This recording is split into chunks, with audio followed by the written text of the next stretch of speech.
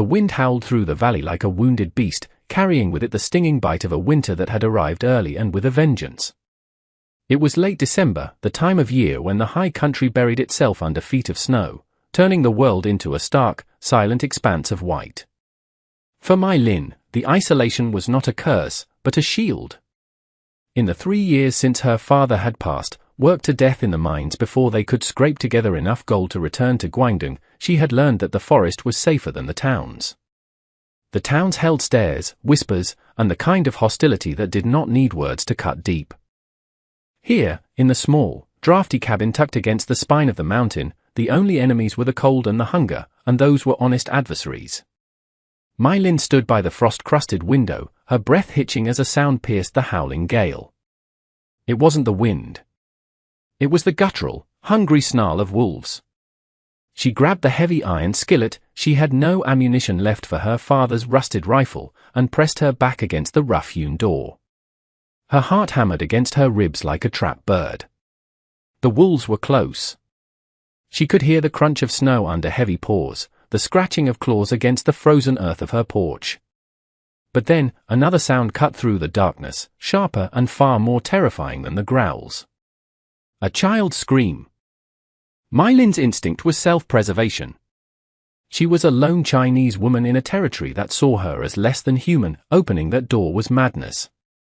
But the scream came again, high and terrified, followed by a man's roar, a sound of desperate, protective fury. Mai Lin didn't think. She threw the heavy wooden bolt and kicked the door open. The wind slammed into her, blinding in its intensity, bringing a swirl of ice and snow. Through the whiteout, she saw them. A shadowed figure of a man swinging a thick branch like a club, backing away toward her cabin, and behind him, a small bundle of a boy, buried in snow up to his waist. Circling them were 5 distinct shapes, eyes glowing yellow in the lantern light spilling from her doorway. "Get inside!" Mai Lin screamed, her voice cracking from disuse. The man didn't hesitate. He scooped the boy up in one fluid motion, abandoning his defense to make a break for the light. A wolf lunged, snapping at his heels, tearing the fabric of his coat. Mai Lin stepped onto the porch, banging the skillet hard against the door frame. The metallic clang rang out like a gunshot in the crisp air. Startled, the pack flinched, their ears pinning back. "Go," she shouted again, ushering the strangers over the threshold. The man crashed inside, clutching the boy to his chest. Mai Lin slammed the door shut, dropping the heavy bar back into place just as a heavy body thudded against the wood from the outside. She stood there, chest heaving, listening to the scratches and whines fade as the pack realized their prey had vanished. Silence, heavy and awkward, filled the small room. The only sound was the crackle of the dying fire and the chattering of the boy's teeth. Mai Lin turned slowly to look at her guests. The man was tall, filling the small space with a presence that felt both imposing and exhausted. He was covered in snow, his beard frosted white, his face obscured by the brim of a battered hat. But it was the boy who drew her gaze. He couldn't have been more than 6 years old, his face pale and blue-lipped, eyes wide with lingering terror. "The fire," Mai Lin said, moving quickly. "He needs heat." The man nodded, sinking to his knees on the rug. He began to strip the wet outer layers from the boy with hands that shook, not from cold, she realized, but from adrenaline. "Thank you," he rasped. His voice was deep, textured like rough gravel. We lost the horses. The ravine. The storm came out of nowhere. It is the season for it, Mai Lin said softly. She busied herself with the hearth, feeding precious logs into the embers until the flames roared to life. She placed a kettle of water on the hook. "You are foolish to travel the pass this close to Christmas." The man paused, looking up at her. He removed his hat, revealing a head of dark hair plastered to his forehead and eyes the color of steel, currently clouded with worry. He looked at her features, her dark almond eyes, her black hair pulled back in a practical braid, and for a moment, she braced herself for the look. The look of confusion or disgust that usually followed. But he only looked grateful. "I know," he said. "I was trying to get him home. I miscalculated." He turned back to the boy. Sam? Can you hear me, buddy? You're safe. The boy, Sam, nodded weakly. He was shivering violently. Mylin moved to her small chest in the corner and pulled out her only spare quilt, a patchwork of heavy wool. She handed it to the man. Wrap him in this. I will make ginger tea. It warms the blood. The man took the quilt, his fingers brushing hers. His skin was ice cold, but his grip was gentle. I'm Nathaniel, he said. Nate. This is my son, Sam. I am Mylin. She retreated to the small kitchenette area, her hands trembling slightly as she sliced a knob of ginger. She was alone with two strange men, well, a man and a boy, in a blizzard that showed no sign of stopping. If he wanted to harm her, there was little she could do. But as she watched him rub warmth into his son's arms, whispering soft reassurances, the fear began to recede, replaced by a strange, aching familiarity. She remembered her father holding her that way when the fever had taken her mother. She brought them 2 steaming mugs. Nate took his with a nod, but held it to Sam's lips first. Sip, Sammy. Just a little. The boy drank, coughing slightly at the spice, but the color began to return to his cheeks. Nate drank next, sighing as the heat hit his stomach. He looked around the cabin. It was one room, spare and clean.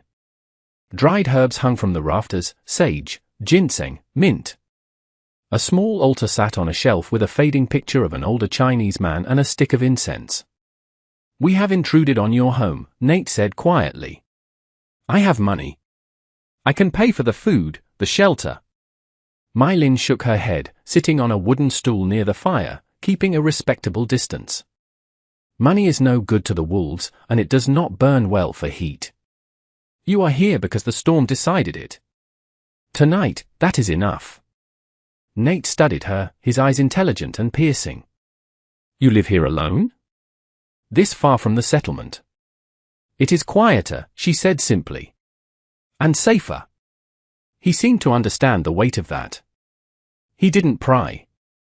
The storm is getting worse, he noted, listening to the wind batter the roof shingles. I fear we may be imposing for more than one night. Mylin looked at the window, now completely opaque with frost. Then we wait. But I warn you, my supplies are humble. Rice. Dried fish. Some preserved vegetables. I've eaten worse, Nate said with a faint, tired smile. And Sam. Sam just needs to be warm. The boy had stopped shivering. He blinked heavy eyelids, looking at Mylin. Are you a snow angel? He whispered. Mylin blinked, surprised. A small smile touched her lips, the first in a long time. No, little one. I am just Mylin. You saved us, Sam murmured, his voice slurring with sleep. Rest now, Nate said, pulling the boy against his chest. He looked at Mylin over his son's head. He's right, you know. We wouldn't have lasted another hour out there. Sleep, Mylin commanded gently. I will watch the fire. That night, Mylin did not sleep. She sat in the rocking chair, her father's rifle across her lap, useless as it was a comfort, watching the strangers sleep on her rug. Nate slept with one arm thrown protectively over his son. They wore clothes that were well made, she noticed now. The wool was thick, the stitching precise. Nate's boots were leather, scuffed but high quality. Perhaps a merchant, or a lawyer from the city. It didn't matter. In this cabin, they were just souls seeking shelter. The dawn brought no sun, only a grey, heavy light filtering through the snow-packed windows. The storm had settled in, a white curtain cutting them off from the world.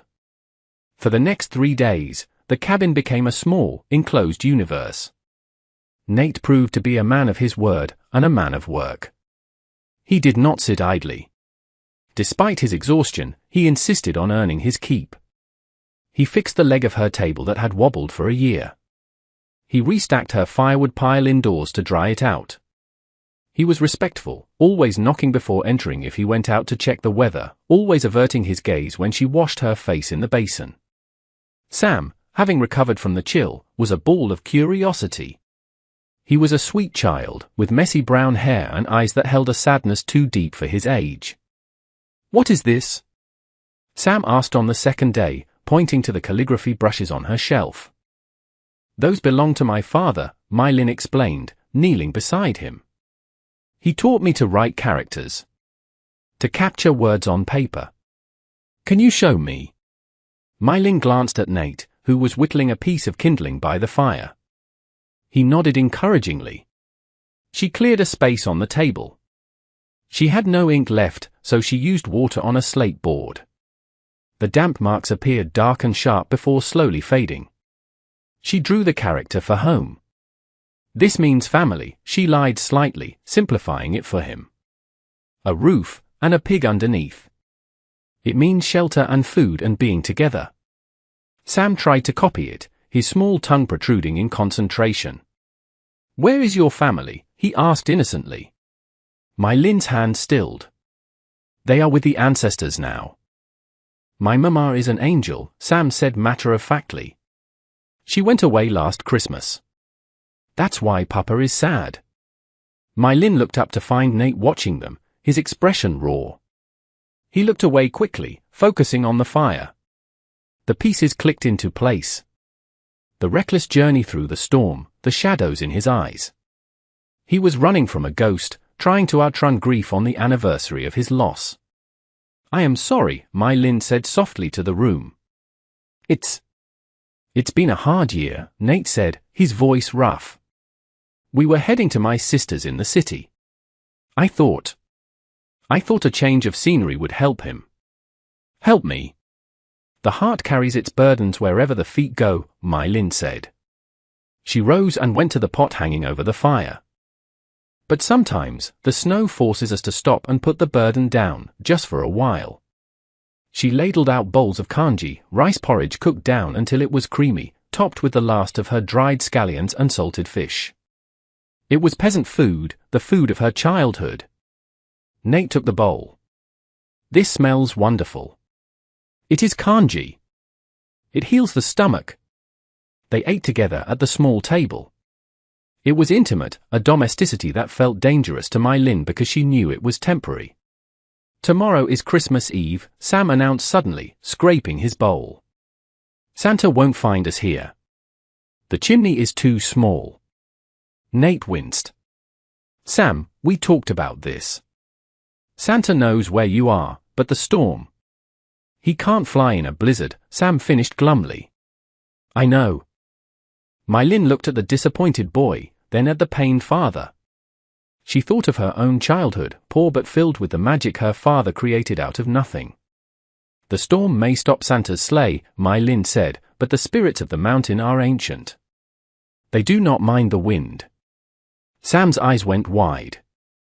"Spirits. Good spirits," she assured him. "And Christmas.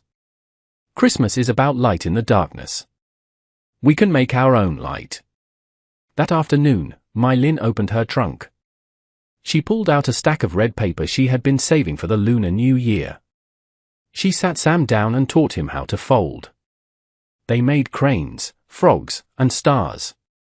Nate joined in, his large, calloused hands surprisingly delicate as he folded the fragile paper.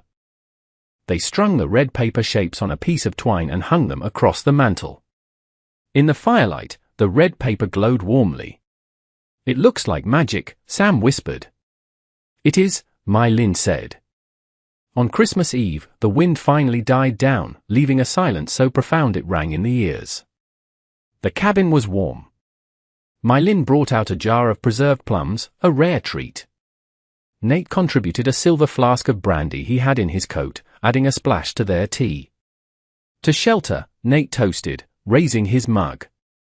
To kindness, Mylin replied. To Christmas? Sam cheered. After Sam had fallen asleep, clutching a red paper crane, Nate and Mylin sat by the fire. The atmosphere had shifted. The wariness was gone, replaced by a quiet understanding. You have a gift with him, Nate said, looking at his sleeping son. He hasn't smiled like that in months. He is a good boy. He just needs to know he is not alone. I try, Nate said, leaning forward, his elbows on his knees. But I feel like I'm failing him. I have resources, my Lin. I can buy him anything. Toys, clothes, tutors. But I can't buy him a mother. I can't buy him the feeling of a home. A house is made of wood, my Lin said, staring into the flames. A home is made of memory and care. You are building it, even if you do not see it. You held him through the storm. That is what he will remember. Nate turned his head, his grey eyes locking onto hers. The intensity of his gaze made her breath catch. And you? Who holds you through the storms? My Lin looked down at her hands, rough, work-worn hands. I hold myself. It is the only way. It doesn't have to be, Nate said softly. He reached out, his hand hovering over hers before he pulled back, respecting the boundary between them. You are the strongest woman I have ever met, my Lin. And the most generous. To take in two strangers who might have been bandits. I saw how you held the child, she said. A bad man does not protect the weak with his own body.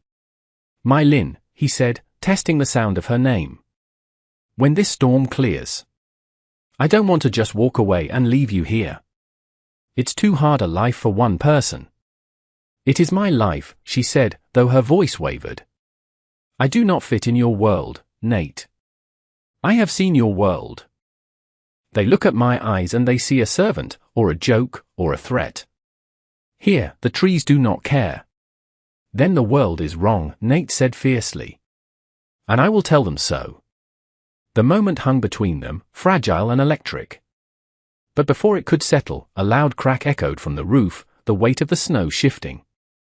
The spell broke. We should rest, my Lin said, standing up abruptly. The thaw will come tomorrow. Christmas Day broke with a blinding brilliance. The sun fractured over the miles of pristine white snow. The storm was over. Nate went out early to check the perimeter. He returned with a grim but determined expression. The drifts are deep, but the crust is hard. I can walk on top of it. There is a town. Maybe 10 miles south.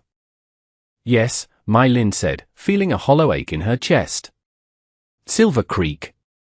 I will walk there, Nate said. I'll hire a sleigh and horses. I'll come back for Sam. And for you. You do not need to come back for me, my Lin said, turning away to hide her face.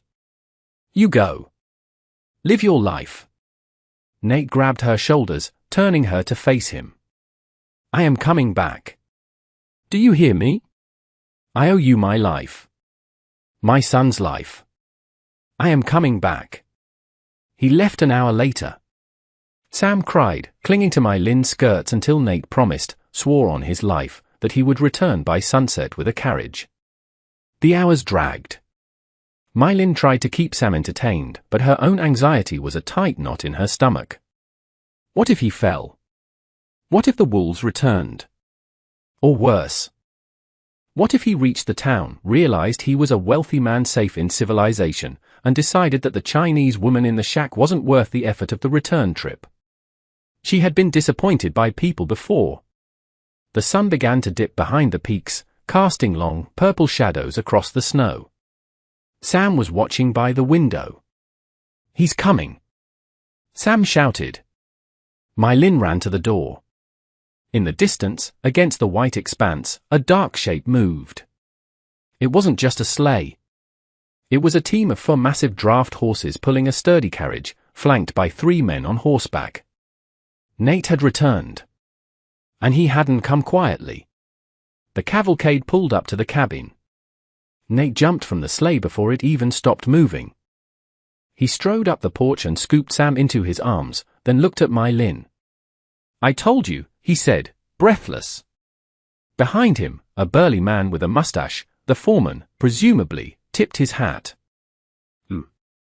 Boss told us you saved his hide. Boss? My Lin looked at Nate. Nate rubbed the back of his neck, looking slightly sheepish. I may have downplayed things. I own the Circle T Ranch. About 40 miles east. My Lin's eyes widened. The Circle T was legendary. It was the largest cattle operation in the territory. The owner was rumored to be a millionaire, a man of immense power. And he had been sleeping on her rug, eating her watery rice porridge. "You are Nathaniel Thorne," she whispered. "I am," he said. "Does it matter?" "It matters," she said, stepping back. Rich men and poor girls. That is a story that does not end well. "We'll write a new ending," Nate said. He extended his hand. "Come with us, my Lin. Just for Christmas dinner. Please. Sam won't leave without you." Sam looked at her, his eyes pleading. "Please, my? We have a big tree." My Lin looked at her lonely cabin, then at the hand of the man who looked at her as if she were a queen. She took his hand. The journey to the ranch was a blur. When they arrived, My Lin gasped. The main house was a sprawling mansion of stone and timber, glowing with gaslight. Servants bustled about. When Nate led her inside, the warmth was immediate and luxurious. But the stairs were there, too. The house staff, the ranch hands, they looked at Nate, then at My Lin in her faded tunic and trousers, and the whispers started. "He brought a washerwoman. Is she a nurse? Why is he holding her arm?" Nate ignored them all. He led her to a guest room that was larger than her entire cabin. "Fresh clothes will be sent up. Dinner is in an hour." The dress that arrived was beautiful, a deep blue silk, clearly pulled from a stored trunk, perhaps belonging to his sister or late wife, but altered hastily to fit her slighter frame.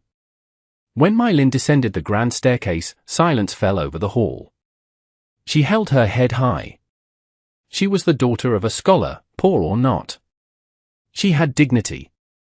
Dinner was a feast, roast goose, potatoes, pies, wines.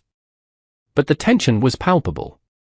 A guest had arrived, a neighbor named Mrs. Calloway, a woman with sharp eyes and a sharper tongue.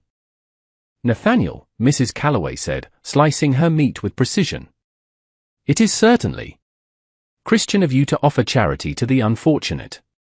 But surely the girl would be more comfortable in the kitchen with the staff." My Lin froze. Sam looked up, sensing the hostility. Nate set his fork down. The sound clattered loudly in the quiet dining room. "My Lin is not a charity case, Mrs. Calloway," Nate said, his voice low and dangerous. "She is the woman who saved my life. She faced down a wolf pack to save my son when I was too weak to do it. She gave us her food when she had barely enough for herself." "Well," Mrs. Calloway sniffed. "That is commendable. I suppose one expects gratitude from such people." "Gratitude?" Nate laughed, a harsh, humorless sound. "I am the one who is grateful. And as for where she sits at my right hand. Tonight, and any night she chooses." He turned to My Lin, ignoring the shocked gasps of the table. "My Lin, ignore them. They measure worth in dollars and acres. You measured it in kindness when it cost you everything." My Lin looked at him, tears pricking her eyes. No one had ever defended her like that. Not since her father. After dinner, Nate found her on the sprawling veranda, looking out at the snow-covered ranch. "I am sorry about Mrs. Calloway," he said. "She speaks the truth of the world," My Lin said. "People will not understand, Nate. A millionaire rancher and a Chinese girl? They will laugh at you. They will shun you." "Let them," Nate said, moving closer. "I've spent the last year drowning in grief, worrying about what people expect of me. I'm done.